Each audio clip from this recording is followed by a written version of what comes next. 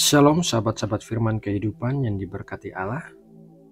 Berbahagialah orang yang menaruh pengharapannya di dalam Allah, karena pengharapan itu tidak pernah mengecewakan. Kita berharap kepada Allah yang hidup dan yang memiliki kuasa untuk mewujudkan janji-janjinya bagi kita. Sahabatku, sebentar lagi kita akan mulai mendengarkan firman Tuhan, jadi mari kita berdoa. Bapa Surgawi, hari ini kami datang kepadamu untuk belajar firman-Mu. Kami datang kepadamu dengan hati seperti seorang anak kecil yang mempercayai Bapanya. Kami datang dengan kerendahan hati karena kami tahu bahwa kami memiliki banyak kekurangan yang perlu dikoreksi. Kami perlu belajar jalan-jalan-Mu agar hidup kami bisa berkenan kepadamu. Berbicaralah ya Bapa, dan sampaikanlah firman-Mu, sebab kami sudah siap untuk mendengar. Di dalam nama Tuhan Yesus Kristus, kami berdoa. Amin. Sahabat firman kehidupan yang terkasih, kota Korintus adalah sebuah kota yang makmur, yang terletak di tengah-tengah jalur perdagangan antara semenanjung Peloponnesos dan daratan utama Yunani. Letaknya yang strategis telah menjadikan kota Korintus sebagai pusat perdagangan penting antara timur dan barat.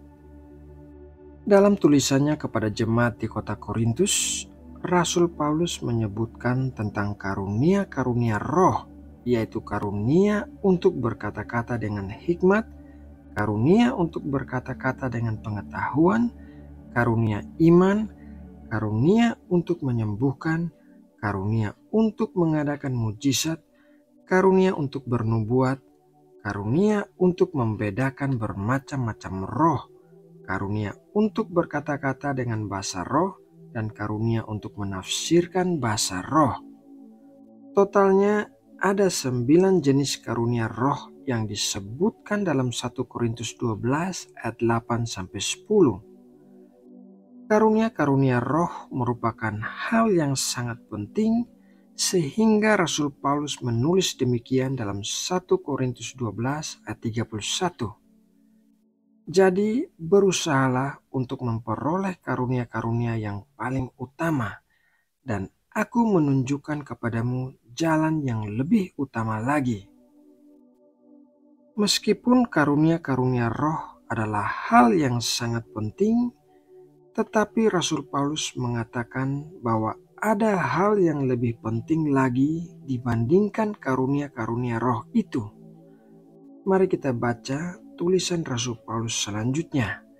1 Korintus 13 ayat 1-3. Sekalipun aku dapat berkata-kata dengan semua bahasa manusia dan bahasa malaikat, tetapi jika aku tidak mempunyai kasih, aku sama dengan gong yang berkumandang dan canang yang gemerincing. Sekalipun aku mempunyai karunia untuk bernubuat dan aku mengetahui segala rahasia dan memiliki seluruh pengetahuan, dan sekalipun aku memiliki iman yang sempurna untuk memindahkan gunung, tetapi jika aku tidak mempunyai kasih, aku sama sekali tidak berguna. Dan sekalipun aku membagi-bagikan segala sesuatu yang ada padaku, bahkan menyerahkan tubuhku untuk dibakar, tetapi jika aku tidak mempunyai kasih, sedikit pun tidak ada faedahnya bagiku. Rasul Paulus mengatakan bahwa hal yang lebih penting daripada karunia-karunia roh adalah kasih.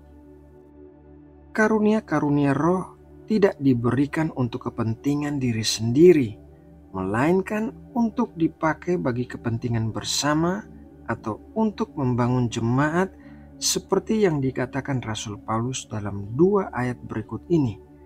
1 Korintus 12 ayat 7. Tetapi kepada tiap-tiap orang dikaruniakan penyataan roh untuk kepentingan bersama. 1 Korintus 14 ayat 12. Demikian pula dengan kamu. Kamu memang berusaha untuk memperoleh karunia-karunia roh, tetapi lebih daripada itu, hendaklah kamu berusaha mempergunakannya untuk membangun jemaat. Sebaliknya, kasih berguna untuk membangun diri sendiri, karena kasih mengembangkan karakter seseorang menjadi semakin menyerupai Kristus. Kasih berbicara tentang hubungan kita dengan Allah dan sesama, dan hal ini adalah yang paling utama di dalam seluruh hukum Taurat, seperti yang dikatakan oleh Tuhan Yesus sendiri. Orang-orang bisa saja melakukan mujizat-mujizat yang merupakan salah satu karunia Roh, tetapi mereka tetap ditolak oleh Tuhan Yesus karena Tuhan Yesus tidak mengenal mereka. Mari kita baca dalam Matius 7 ayat 22-23. Pada hari terakhir, banyak orang akan berseru kepadaku, Tuhan, Tuhan, bukankah kami bernubuat demi namamu dan mengusir setan demi namamu dan mengadakan banyak mujizat demi namamu juga? Pada waktu itulah aku akan berterus terang kepada mereka dan berkata, aku tidak pernah mengenal kamu. Hanyalah daripadaku, kamu sekalian pembuat kejahatan.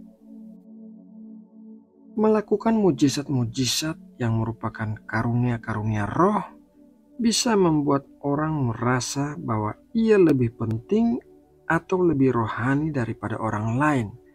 Dan hal ini juga bisa membuat orang berpikir bahwa ia pasti berkenan kepada Tuhan karena ia telah melakukan banyak mujizat yang merupakan karunia Roh. Jadi orang rentan untuk mengandalkan karunia Roh sebagai penerimaan dirinya di hadapan Tuhan. Padahal penerimaan Tuhan bukanlah berdasarkan hal-hal seperti itu, melainkan kasih karunia semata-mata. Bukan karena hal-hal yang kita lakukan, melainkan karena Tuhan mengasihi kita. Rasul Paulus juga menegaskan bahwa karunia-karunia Roh akan berakhir, tetapi kasih tidak berkesudahan. Karunia-karunia Roh tidak akan diperlukan lagi saat kita sudah bersama dengan Allah di sorga. Akan tetapi, kasih akan terus ada di sorga. Kasih bersifat abadi.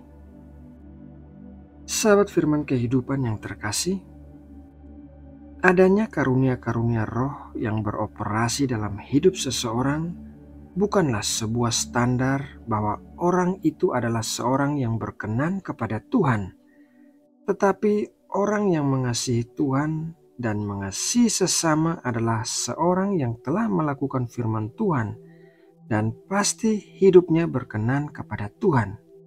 Jadi, jangan berkecil hati apabila saudara merasa orang lain memiliki karunia Roh yang luar biasa dan memberi dampak bagi dunia, sedangkan saudara biasa-biasa saja.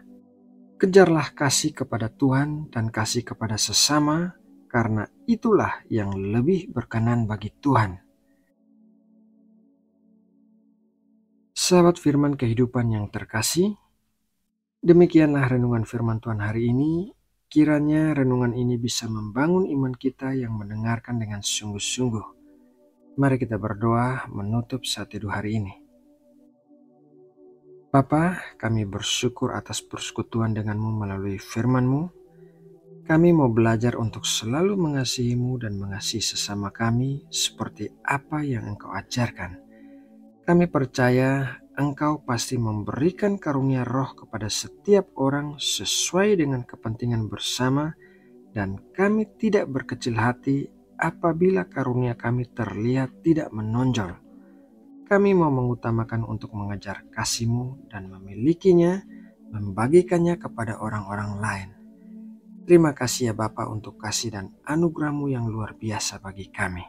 Di dalam nama Tuhan Yesus Kristus, kami sudah berdoa dan bersatu teduh. Amin.